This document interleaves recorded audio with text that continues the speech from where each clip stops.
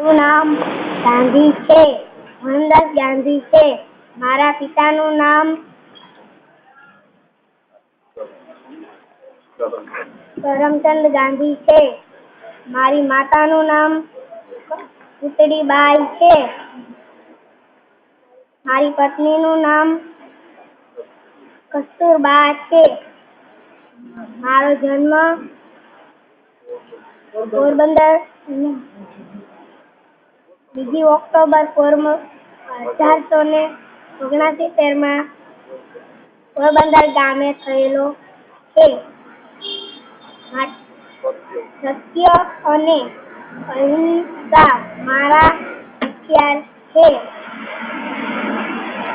માટે મિત્રો મેં આઝાદીની લડત લડી છે.